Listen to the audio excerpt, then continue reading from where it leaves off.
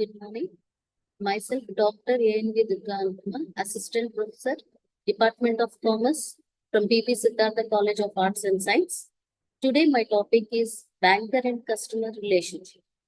So, before discussing about banker and customer relationship, so first of all, we should know the terms. Who is a banker and who is a customer? So, definition of a banker. So, according to Section 5, subsection B of the Banking Regulation Act 1949, banking means accepting for the purpose of lending or investment of deposits of money from the public, repayable on demand or otherwise, and withdrawable by check, draft, order, or otherwise.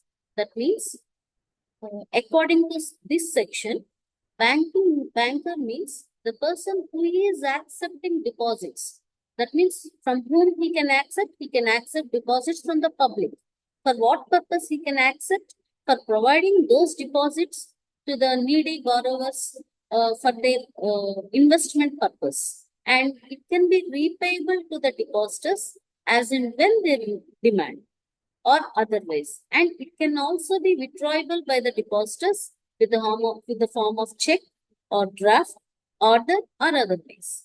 And according to the words of Sir John Paget, no person or body, corporate or otherwise, can be a banker who does not take deposit accounts, take current accounts, issue and pay checks, and collect checks, either crossed and uncrossed for his customers. That means, in the words of Sir John Paget, in order to call a person as a banker, he is supposed to accept all type of deposits.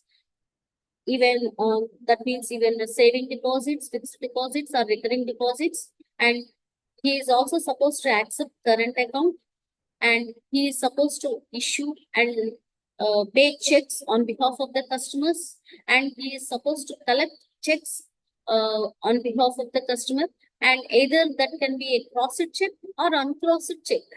He is supposed to render all these services. He is supposed to accept all types of deposits. He is supposed to open current account. He is supposed to make payments to the check and collect checks on behalf of the customer, either crossed and uncrossed checks. So crossed means when a check bears two parallel lines on its face, it is known as crossed check. So the amount will not be paid through counter. The amount will be directly deposited into the account of the customer. In case if it is an uncrossed check, the amount will be paid through the counter. And coming to the definition of a customer, according to Sir John Paget, he expressed two conditions.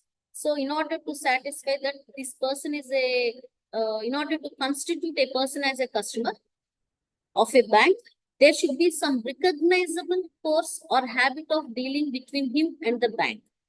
Those dealings must be in the nature of regular banking business. So, first of all, he must possess a bank account, and that is not a irregular practice. That should be a recognizable course or habit of dealing between the customer and the banker, and those dealings are of the regular nature. That means either depositing, he may go to the bank either to deposit the cash or to withdraw the cash or to render some any other payment related transactions, but that they must be related to regular banking nature. And in the words of Dr. Hatt, a customer is one who has an account with the banker, or for whom a banker habitually undertakes to act as such. A customer is one who has having an account. So just instead having an account alone is not enough. Even he must render certain habitual activities with such bank. That means they are according to him, there must be two conditions. First one is he must have an account with that bank. First of all, in order to call a person as a customer, he must possess a account with the banker, and the dealings between him and the banker must be in nature of regular banking business. That means he may deposit some valuables, or he may deposit cash, or he may store his valuables in the safe custody or bank locker. So any type of regular banking transactions, they must be casual transactions. Either he may issue checks or he may went to bank to collect the checks, whatever it may be. So, coming to relationship between banker and customer, the relationship basically it is of two types. So, basically it is divided into two categories: general relationship and special relationship. So, in this class, we are only discussing about general relationship between banker and customer. Again, this general relationship, they are divided into subsections. First one is debtor and creditor relationship. And agent and principal relationship, and third one is trustee and beneficiary relationship. So coming to debtor and creditor relationship, on opening of an account, a banker assumes position of a debtor. A depositor remains a creditor of his bank so long as his account carries a credit balance. Banker relationship with customer is reversed as soon as customer account is overdrawn. So when we compare normal debtor and creditor relationship, this banker acting as a debtor and creditor relationship, that is purely different, because he is also known as a privileged debtor because he enjoys certain privileges. So what are those privileges or features of debtor and creditor relationship? Demand necessary for debt due from banker. Definitely, there is a demand necessary for the debt due from the banker. The customer is supposed to make necessary demand with the form of withdrawal form or with the help of check. He is supposed to make demand. Unless otherwise, the banker will not repay the money. And proper place of demand for payment. So usually we can go to bank and we can make a demand.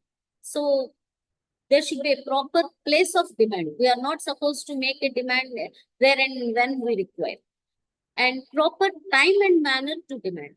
As exactly there is a proper time for making demanding. That is nothing but usually the banking hours. Within the banking specified hours, we are supposed to make our demand, and there should be a proper manner. Simply going and asking, can you give back my money? So there should be a proper manner for demand, either withdrawal form or making, withdrawing the check. With the help of check, we can make demand. The demand may be a part of the debt. So the demand may be a part of the debt also. Even there is no must and should, we are supposed to make the complete demand.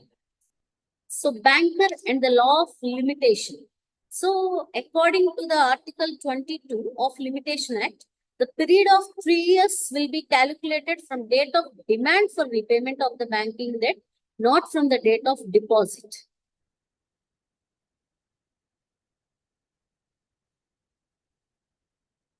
Coming to agent and principal relationship, according to Section 182, the Indian Contract Act defines an agent as a person employed to do any act for another or to represent another in dealing with third persons. The person for whom such act is done or who is so represented is called the principal. So coming to this agent and principal relationship, the principal will be the customer, and being the banker is the agent of the customer. He render number of services to their customers, like buying and selling securities or collection of negotiable instruments, or making insurance premiums or telephone bills or something, etc., etc. They can make all type of, they can follow the standing orders.